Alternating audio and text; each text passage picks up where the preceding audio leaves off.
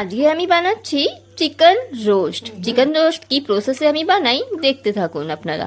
এই যে চিকেন রোস্টে আমি দিয়ে দিয়েছি কর্নফ্লোর আর হলুদ গুঁড়ো, আর দেখুন দেখতে থাকুন। এই যে আমি কাশ্মীরি লঙ্কা দিয়েছি, আর কাশ্মীরি লঙ্কা দিয়ে আর একটু ঝাল লঙ্কা গুঁড়োও দিয়ে দিলাম আমি, আর নুন পরিমাণ অনুযায়ী দিয়ে দেবেন। আর দিয়েছি দই।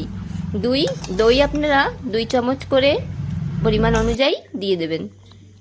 আর আদা রসুনের পেস্ট দিয়ে ভালো করে মেখে নিতে হবে, মশলাগুলো যেন মাংসতে ভালোভাবে ঢুকে যায়।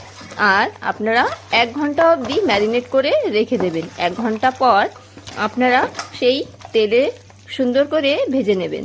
দেখুন আমি সুন্দর করে মাখিয়ে নিয়েছি।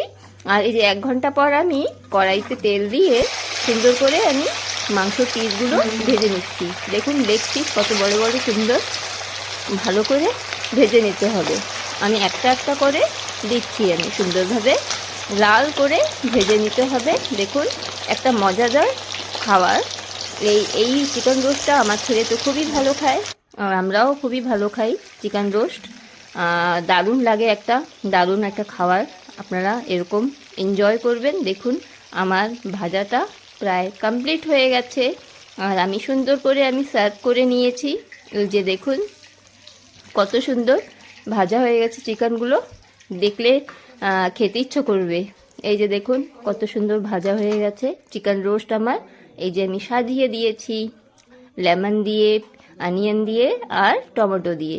এই যে দেখুন চিকেন রোস্টটা একদম ক্রিস্পি আর ক্রাঞ্চি হয়েছে।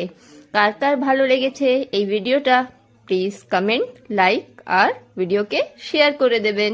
ওকে, বাই বাই, টাটা। ভিডিও ভালো লাগলে অনেক অনেক ভালোবাসা দিয়ে যাবেন আমাকে, আর আমার চ্যানেলকে অনেক অনেক সাবস্ক্রাইব করবেন।